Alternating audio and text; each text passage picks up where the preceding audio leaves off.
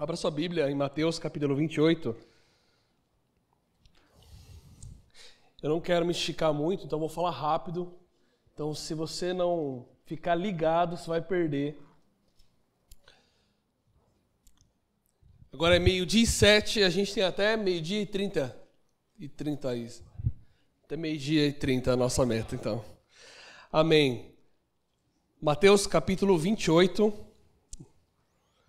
Nós vamos ler do verso 18 ao 20 e vocês vão acompanhar comigo aqui o livro de Marcos, capítulo 16, do verso 15 ao 18. Então vocês leem comigo aí, abrindo a Bíblia, Mateus 28, 18 a 20, e a galerinha lá atrás vai projetar para vocês Marcos 16, do 15 ao 18.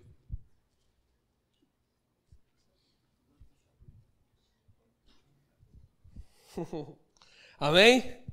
Legal? Estão comigo?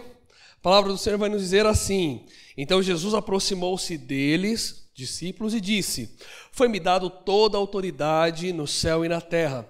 Portanto, vão e façam discípulos de todas as nações, batizando-os em nome do Pai, do Filho e do Espírito Santo, e ensinando-os a obedecer a tudo o que eu lhes ordenei. E eu estarei para sempre com vocês, até o fim dos tempos. Agora Marcos, capítulo 16, acompanha aqui com a gente a leitura, do verso 15 ao verso 18. E Jesus lhes disse a mesma coisa agora na versão de Marcos: Vão ao mundo inteiro e anunciem as boas novas a todos. Quem crer e for batizado será salvo, mas quem não crer, mas quem se recusar a crer, será condenado. E os seguintes sinais acompanharão aqueles que creem: em meu nome expulsarão demônios, falarão novas línguas, pegarão em serpentes, sem correr perigo, se beberem algo venenoso, não lhes será feito mal, e colocarão as mãos sobre os enfermos, e eles serão curados. Eu vou só ler o verso 17 e 18 na minha versão, que vai dizer: E esses sinais seguirão os que creem. Em meu nome expulsarão demônios e falarão novas línguas. Pegarão nas serpentes e beberão coisas mortíferas, mas não lhes será feito dano algum. Colocarão as mãos sobre os enfermos e sararão. Amém? Pessoal, eu quero falar um pouquinho com vocês esses dois textos. Basicamente, nós estamos aqui falando sobre a grande comissão, o papel, o chamado da igreja, o chamado coletivo de Deus para todos nós. Então, se alguém alguma vez tiver alguma seguinte dúvida: qual que é o meu chamado? Vou pôr aqui para não derrubar. Qual é o meu chamado? O seu chamado é esse. Esse é o seu chamado. Tá? Então, se você tem alguma dúvida, né? Poxa, o que Deus quer fazer comigo? O que Deus quer me usar? Deus quer te usar para isso daqui. Isso aqui é o teu chamado, né?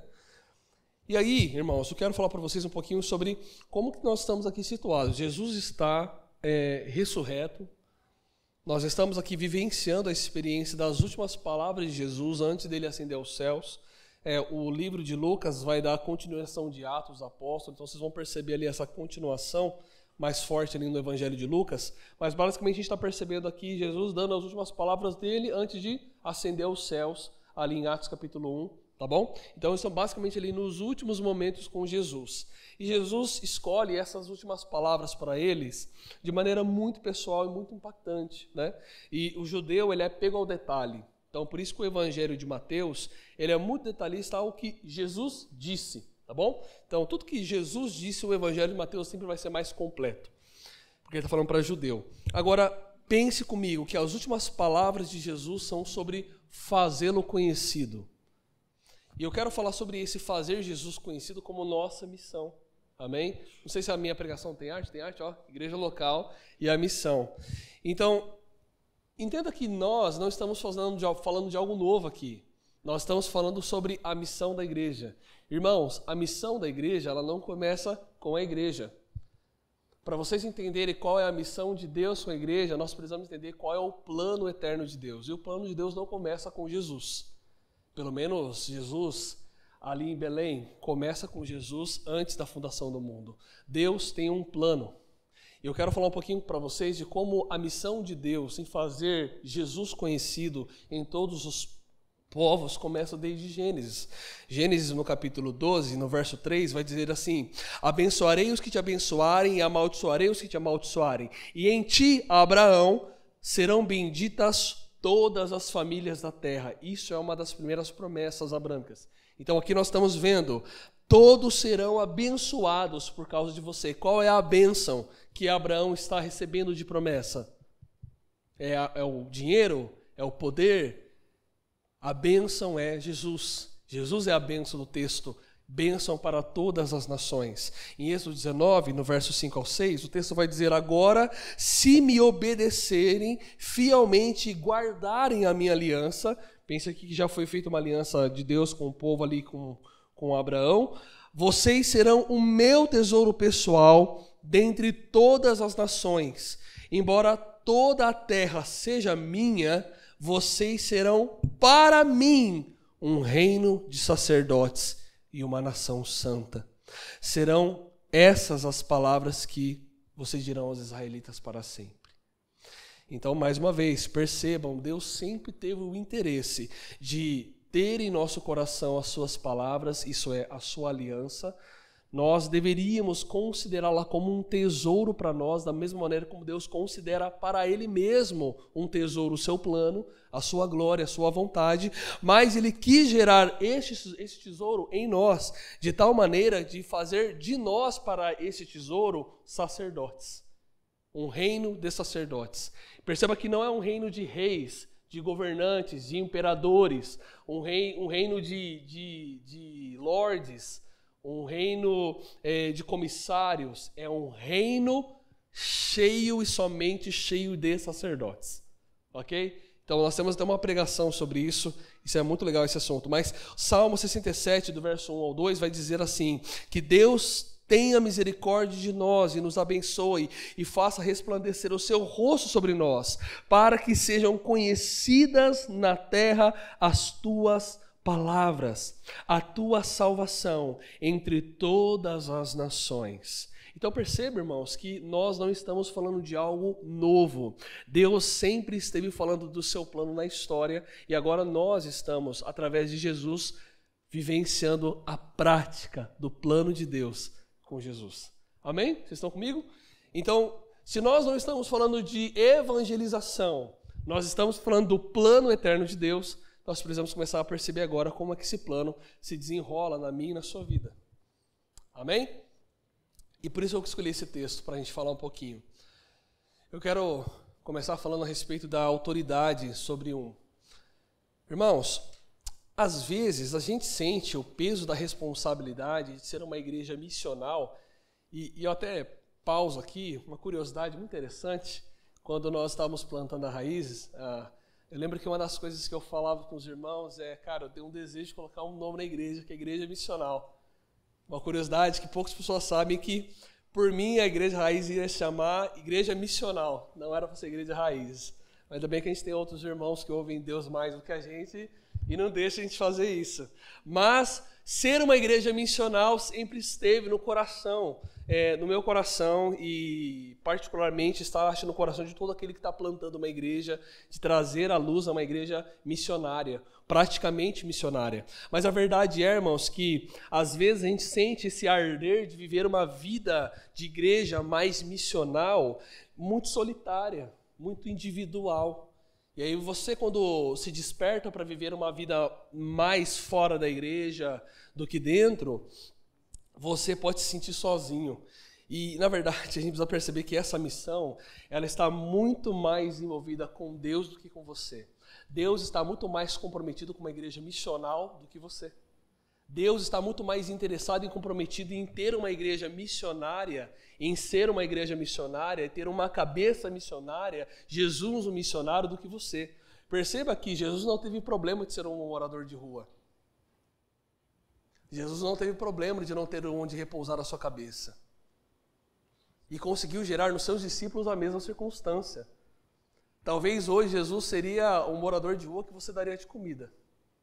E ele não teve problema com isso. Há uma história de um homem, um pastor, que ele parou nesses postos de Graal, assim, tipo esses de rodovia, para comer, e o Espírito Santo falou no coração dele para ele separar uma marmita que ele daria para uma pessoa. Aí ele atravessa a rua, logo na hora que sai, e ele vê um grupo de moradores de rua, um deles fala, oh, aqui.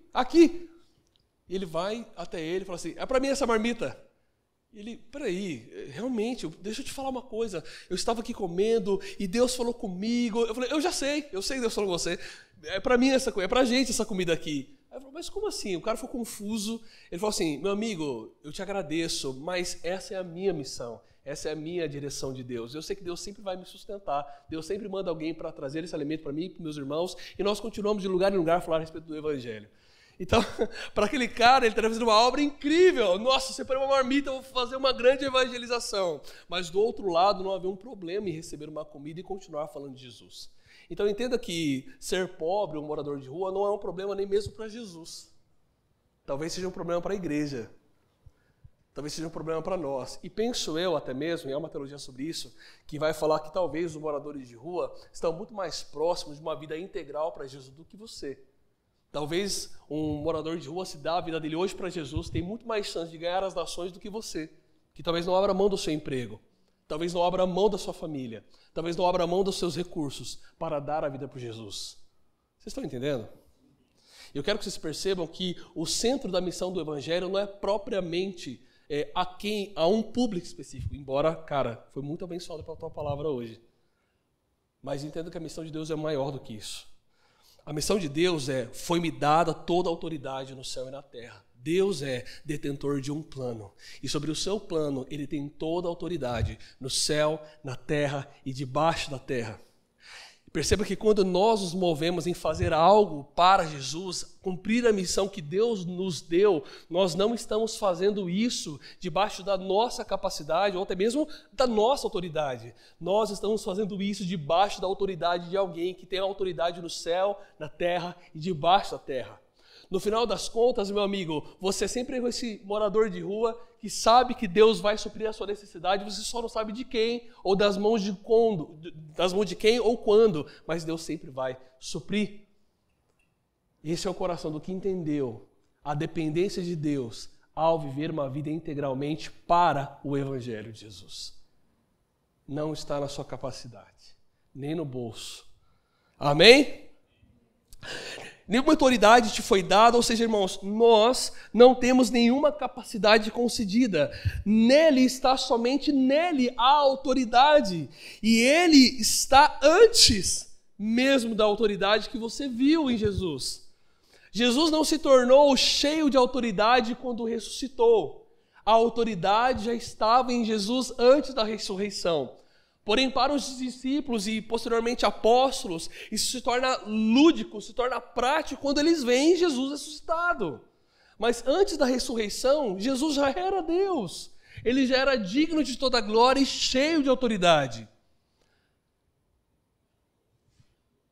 Mas se Deus, que é naturalmente um missionário, não é e não encara a vida como uma necessidade de se desprender, uma necessidade de abrir mão, Jesus estando satisfeito na vontade do Pai, ele entende que a missão é o plano de Deus.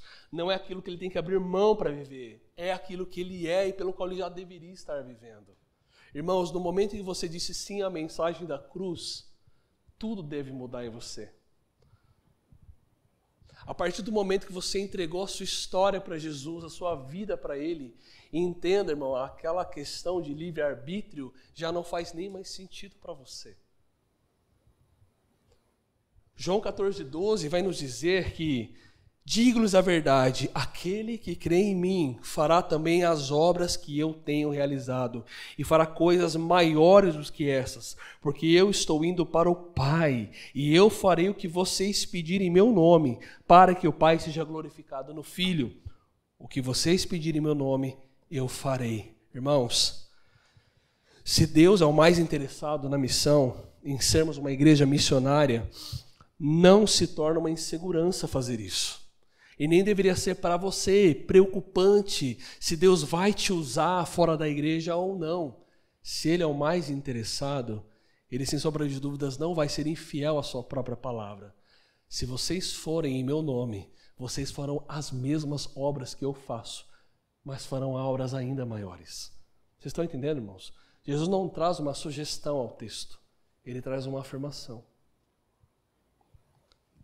Porque agora, então, a autoridade está nele, ele te dá. A autoridade que está nele, ele te dá. E não porque nós merecemos autoridade, mas porque ele nos chamou como seu corpo. A cabeça está nos dando direção, mas o corpo precisa corresponder à direção que a cabeça tem. Nós não temos autoridade de nos conduzir, mas se somos o corpo de Cristo, nós deixaremos que a cabeça conduza para onde devemos ir. Portanto, vão e façam discípulos de todas as nações, batizando-os em nome do Pai, do Filho e do Espírito Santo. Meus amigos, o que vocês sabem, de verdade, da qualidade da pescaria de Pedro, de Tiago, de João? Alguém sabe o quão inteligente Mateus era na coletoria de impostos? Salvo o que The Chosen mostra. Alguém aqui sabe quantas artes marciais Simão sabia como zelote? Alguém já ouviu algum discurso de Paulo para Gamaliel na escola? Não. E por que não? Porque, irmãos, quando nós encontramos a mensagem do Evangelho, juntamente com a mensagem do Evangelho, nós encontramos o fim da nossa história e o fim da nossa identidade. Aquilo que éramos antes de conhecer a Jesus, pouco vai importar para a pregação do Evangelho. O pastor Igor Miguel ele diz algo que é muito interessante. Nós temos o hábito de construir as nossas próprias autobiografias, mas quando nós encontramos a mensagem do Evangelho, Jesus dá um pause na nossa autobiografia e nos pergunta: você quer escrever agora a minha autobiografia? E nós dizemos sim. Conhecer e se dar a Cristo é o fim da sua história e o início da de Jesus em você. É o fim da sua identidade, das suas peculiaridades familiares, de construção de caráter, de construção de identidade dentro de um contexto familiar, para o início da de Jesus em você. Aquilo que nós éramos antes de conhecer a Cristo e como fomos formados desde criança com os nossos pais, deixa de ser relevante, deixa de ser importante. Jesus se torna fundamental, inclusive para a sua história. É por isso que nós não conhecemos como foram os discípulos antes de Jesus com tanto afinco. Nem mesmo Jesus quis falar muito sobre ele antes do ministério do Pai. Mas uma coisa nos foi necessária saber: aquilo que concentra esforços em revelar a vontade do Pai. Eu não sei qual é a relevância do seu trabalho, nem a relevância da sua vida, da sua eloquência, da sua família, daquilo que você tem como sobrenome, aquilo que a sua história familiar já fez para a Americana, para o Brasil, da onde você veio, qual é o seu contexto familiar, quais seus contextos de problema, de crise, ansiedades. Uma coisa importa para o Evangelho: se você quer dar todas essas coisas a Jesus e deixar Ele ressignificar toda a história a partir de você. Porque se Deus tem uma igreja ressignificada com Jesus, através daquela cruz, irmãos, pouco importa o que você foi sem Cristo. O que importa é o que nós faremos agora com essa mensagem. Às vezes nós queremos trazer relevância à nossa carreira para dentro da igreja e usar daquilo que nós temos de capacidade somente para podermos usar para Jesus e falar: ei, Jesus, eu tenho tantas capacidades para te dar. Nós não temos. Até aquilo que você acha de mais importante em você se torna pequeno diante do Evangelho. Talvez você é um ótimo profissional. Talvez você é um ótimo pastor. Talvez um ótimo ministro de louvor nessa casa. Mas se a mensagem do Evangelho não está em seus lábios, é a sua história que está sendo escrita, amigo. Se a mensagem da cruz não tem mais verdade em você, fora dessas estruturas, se é só a sua carreira que importa, se é só o seu corpo que importa, se é só a sua eloquência que importa, se é só as suas finanças que importam, literalmente você não entendeu a mensagem. O papel da igreja local é acabar e dar voz ao corpo de Cristo que nasce fora da igreja, para edificar a igreja local. Eu quero que você continue entendendo comigo que o convite do Senhor é que nenhum de nós poderíamos crer nele sem ele mesmo. Crer nele e ser batizado na Trindade, como nós acabamos de ler, é o fim da sua identidade, o início da vontade de Deus. A pergunta que eu faço para você é, se nós estamos debaixo da autoridade de Cristo, por que a minha ainda aparece? Se nós estamos vivendo debaixo da graça do Senhor Jesus, por que a minha ainda aparece? Nesse momento, para nós entendermos que o primeiro papel da igreja, da missão da igreja, é abrir mão. A primeira coisa que você pode dar a Jesus agora é você, o seu trabalho, a sua vida. Então a igreja local, em missões, começa entendendo que a autoridade está sobre um homem e não sobre você. Mas se você não se submeter à autoridade deste homem, a sua vai passar. A sua vai acabar. E vai terminar sem Jesus. Vocês estão comigo, galera? Vamos continuar.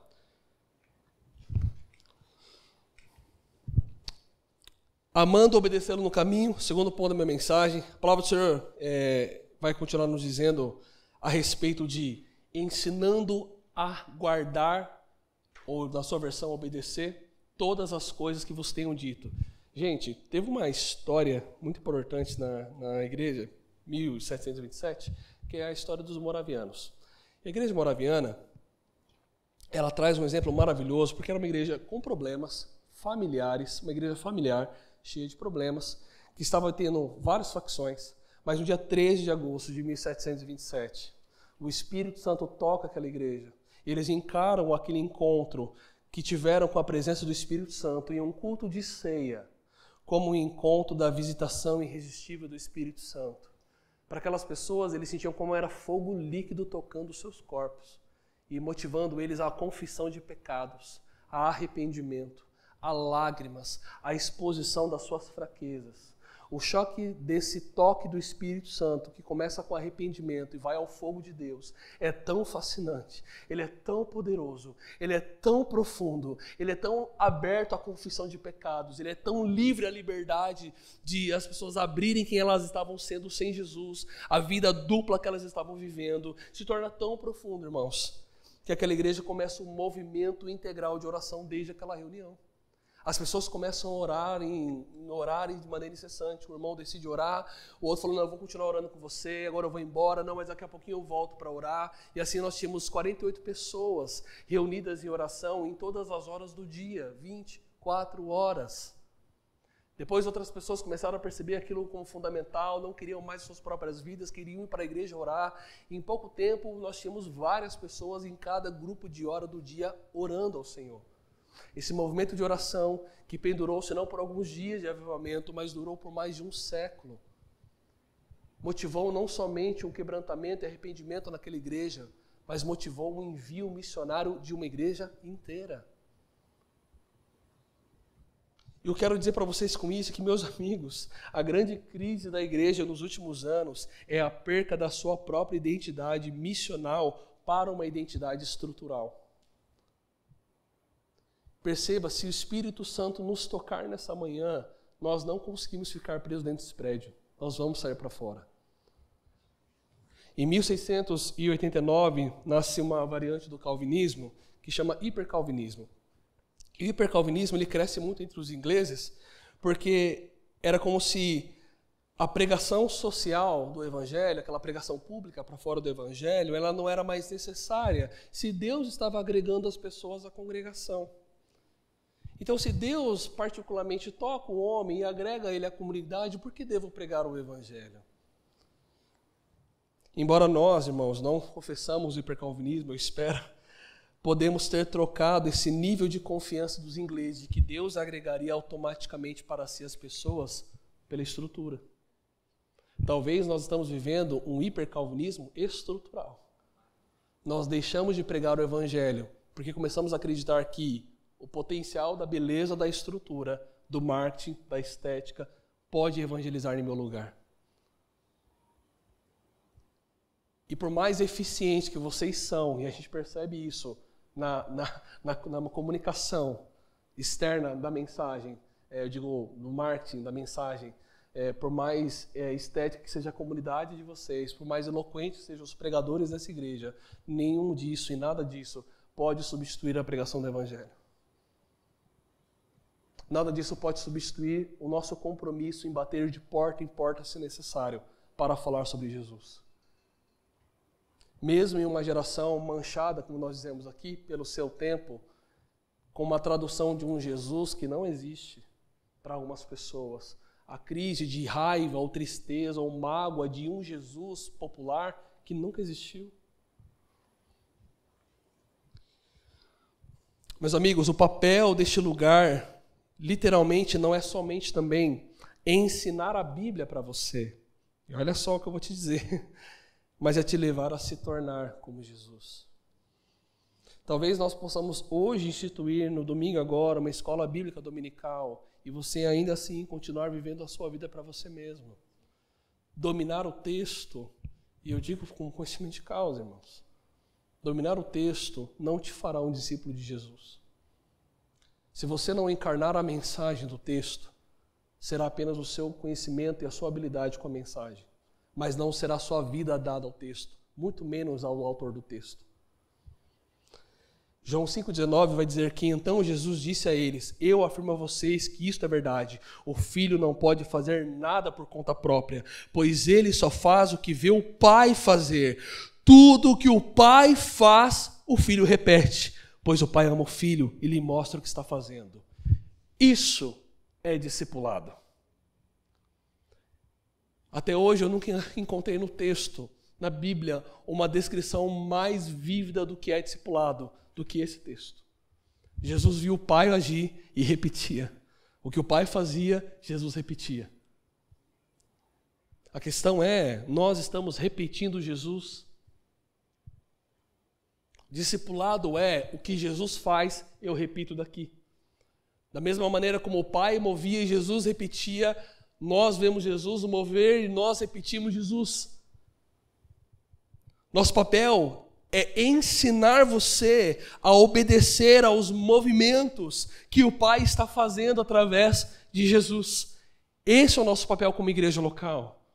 Além do ensino do texto, o que vai nos tirar de uma vida comum para uma vida de dependência de fé não são nossos conselhos. É aprendermos a ouvir o Senhor e obedecê-lo rapidamente. É quando nós nos tornamos, irmãos. É quando nós encarnamos a mensagem e não apenas a conhecemos. Obviamente, isso deve ser feito com o texto, tá? Ninguém está anulando a Bíblia, muito pelo contrário. Nós estamos pegando o texto e decidindo vivê-lo. Vivê-lo mesmo, para valer.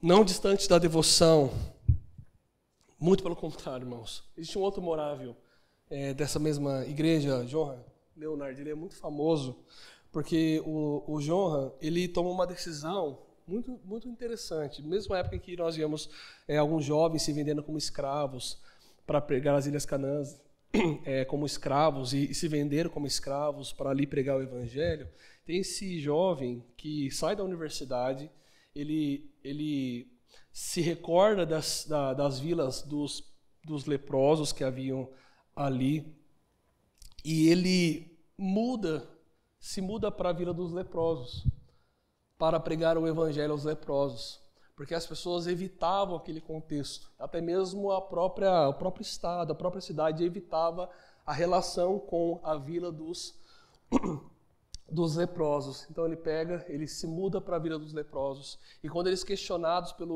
pela cidade por que ele faria isso, ele repete uma frase que ela se tornou até emblemática na história: porque Cristo não ficou longe de mim quando eu estava impuro.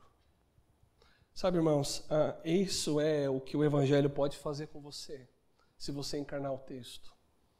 É isso que a igreja local pode te dar.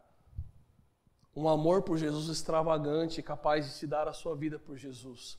A melhor coisa que essa igreja local ela pode te dar é o incentivo a não permanecer sentado somente nela, mas a dar a sua vida por Jesus. Johann é um grande exemplo de um membro de uma igreja que foi tocada por um avivamento extravagante, Mas, irmãos, talvez a sua igreja toda não vai ser tocada, mas você está sendo. E talvez o seu toque, o toque do Espírito em você, vai ser o estopim para Deus tocar toda a igreja. Talvez aquilo que o Espírito Santo está movimentando em você agora, aqui na igreja local. Deus não quer fazer algo isolado com você. Deus quer fazer algo com o corpo. Mas talvez Deus encontre algumas chamas acesas aqui nessa manhã, dispostas a se entregar por Jesus, além da igreja local. Que queira ressignificar o seu trabalho para dar vida a Jesus. E, meus amigos, de verdade, talvez Jesus vai te cobrar tudo, até mesmo a tua carreira. Talvez alguns de vocês vão dar realmente o seu emprego para Jesus. Talvez vocês jovens vão deixar de ir para a universidade para se dar ao campo missionário. Ou a cidade, ou essa igreja, ou a sala de oração. Mas a verdade é que Deus não nos chamará e nos deixará isentos de dar a vida por Ele. E eu quero finalizar falando sobre ordinariamente extraordinário, esse é o último ponto da minha mensagem, eu tenho 2 minutos, e a Bíblia vai dizer, estes sinais seguirão os que creem. Em meu nome vocês expulsarão demônios, vocês falarão novas línguas, pegarão sobre serpentes, se beberem alguma coisa mortífera, não lhes será feito dano algum, porão as mãos sobre os enfermos, eles serão curados. Irmãos, temos vivido dias perigosos, e preste atenção no que eu vou dizer aqui agora. Pode ser que nós estamos superfaturando a palavra ordinário. A vida comum. Deus nos chamou para glorificá-lo como pais, como mães, filhos, como funcionários. Isso é inegável. Mas o ordinário não pode substituir uma vida extraordinária. Nós temos o grande problema de, ao viver algo novo, jogar fora tudo aquilo que Deus já nos ensinou.